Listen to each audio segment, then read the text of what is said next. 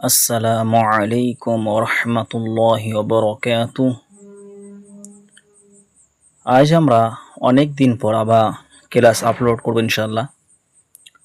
আজ আমরা শিখব বাহসা ইসমে জরফ। আজ আমরা ইনশাআল্লাহ শিখব ইসমে জরফ। তো আসুন আমরা দেখি যে বাহসা মানে হচ্ছে আলোচনা, আর ইসমন অর্থাৎ ইসমন হচ্ছে বিশেষ্য, আর জরফ মানে হচ্ছে কর্মবাচক।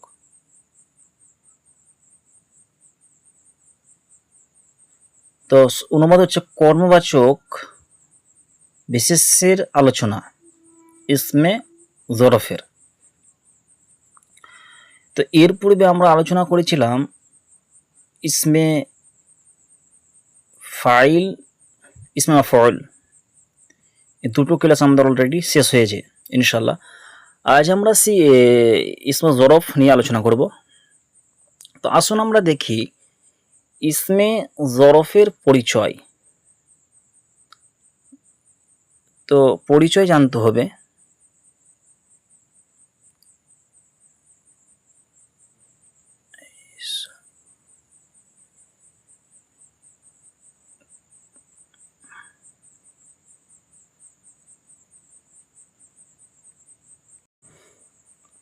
তো আসুন আমরা দেখি কি ইসমে জরফের পরিচয়।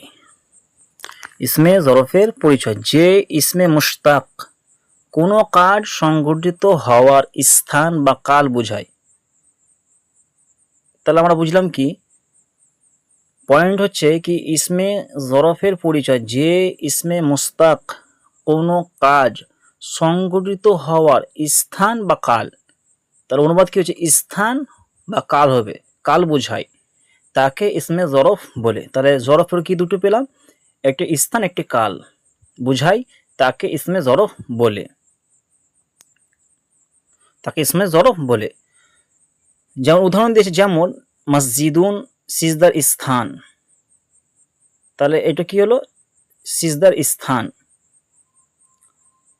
আর মাতলাউন সূর্যোদয়ের সময়, তা একটি স্থান একটি সময়।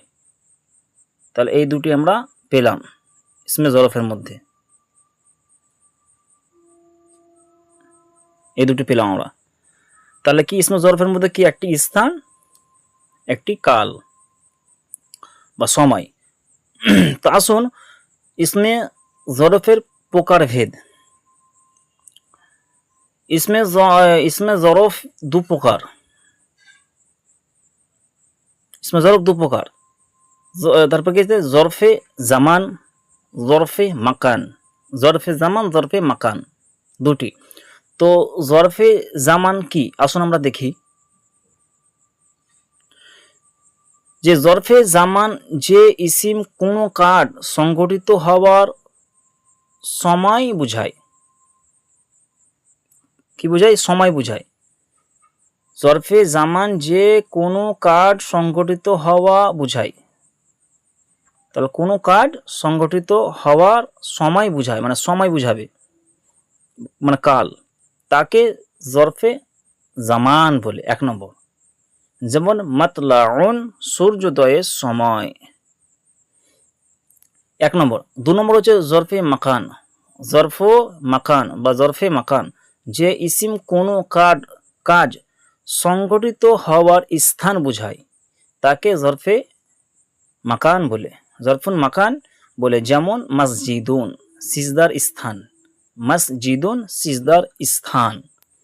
তাহলে আমরা মূল পরিচয় পেলাম কি জরফে ইসমে জরফ দু প্রকার, একটি স্থান বা একটি কাল। উদাহরণ দিয়েছে কি, কাল কি মাতলাউন সূর্যোদয়ের সময়, মানে সূর্য যে উঠবে যাবে এই সময়ের মধ্যে যেগুলো পড়ছে, এগুলো সময়ের মধ্যে, এটা জরফে জামান। আর জরফে মাকান কি, যেমন সিজদার স্থান মানে মসজিদ, এগুলো হচ্ছে স্থান। তাহলে এই হলো পরিচয়। আসুন আমরা এরপরে আমরা দেখব কি গঠন প্রণালী। তো আসুন আমরা গঠন প্রণালীটাকে দেখিনি। এই তাহলে কি গঠন প্রণালী ফেলে মোজারে থেকে ইসমে জরব গঠিত হয়।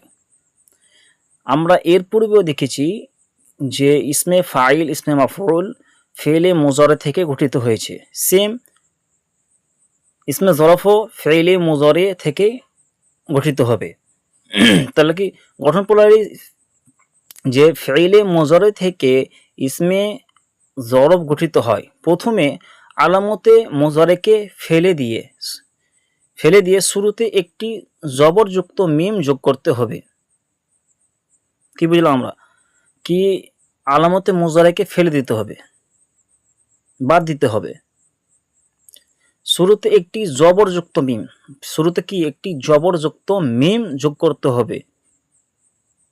তা আসুন আমরা দেখি লেখে। আসুন আমরা এই মিম লিখলাম, এই জবর। তাহলে কি জবরযুক্ত মিম হলো শুরুতে।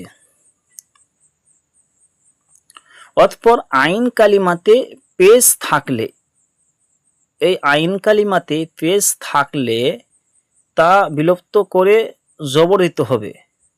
কিন্তু আইন কালিমাতে জবর বা জের থাকলে তা সেই অবস্থায় বহাল থাকবে।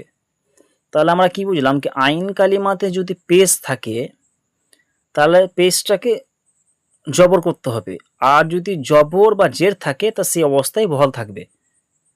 তো আসুন আমরা এবার দেখি লেখে। তাহলে আমরা দেখলাম মাফা মানে আইন কালিমা পর্যন্ত আমরা দেখলাম কি মাফা। তাহলে আমরা আইন কালিমাকে জবর দিলাম। তাহলে এবার আমরা দেখব কি লাম কালিমাকে। তাহলে এবার আমরা দেখব যে অতঃপর লাম কালিমাতে তানবিন দু পেশ প্রদান করলেই ইসমে জরব গঠিত হয়ে যাবে। তাহলে কি হলো? লাম কালিমাতে খালি তানবিন পেশযুক্ত তানবিন দিলেই তাহলে আমাদের ইসমে জরব গঠিত হয়ে যাবে। তো আসুন আমরা দেখি। তাহলে আমরা এই লাম কালিমাকে আমরা কি করলাম? তাহলে আমরা ওই তানবিন দিয়ে দিলাম, পেশযুক্ত তানবিন। তাহলে মাফআলুন, তাহলে ইসমে জরব গঠিত হয়ে গেল। কিন্তু যে প্রথমে যে আমরা মিম এনেছি, মিম কিন্তু ওই জবরযুক্তই হবে, কিন্তু আইন কালিমা খালি পরিবর্তন হবে। আলামতে মোজারেতে বা ফেলে মোজারেতে যদি এই পেজটা হয়, এই পেজ যদি হয়ে যায় তাহলে এই পেজটাকেই পরিবর্তন করে জবর দিতে হবে, তাহলে আমাদের এই গঠিত হয়ে যাবে। আর যদি আলামতে মোজারেতে ফেলে মোজারেতে যদি জের থাকে তো জের থেকে যাবে, এবং জবর থাকলে জবর থেকেই যাবে। খালি পেজ থাকলেই পেজকেই খালি জবর দিলেই গঠিত হয়ে যাবে। তাহলে এই হলো আমাদের নিয়ম, গঠন প্রণালী। তাহলে আমরা শিখলাম। এবং উদাহরণে দেওয়া হয়েছে, যেমন দু পেজ প্রদান করলেই ইসমে জবর গঠিত হয়। যেমন উদাহরণ দেওয়া হয়েছে কি যে ইয়ানসুরু থেকে মানসরুন। তাহলে কি এই সদের উপরে পেশ আছে, কিন্তু সদকে জবর করা হয়েছে। দেখুন যে মান সরুন করা হয়েছে, মান সরুন,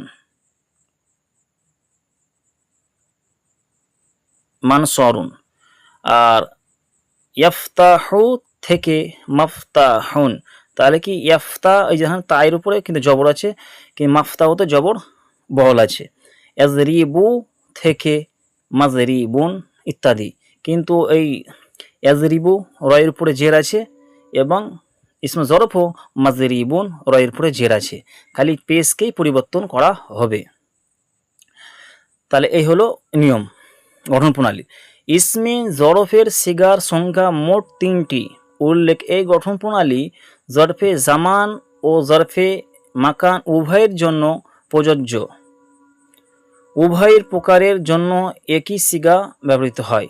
তাহলে কি হলো? ইসমে জরফে জামান জরফে মাকান, জরফে জামান জরফে মাকান উভয়ের ক্ষেত্রে একই সিগা।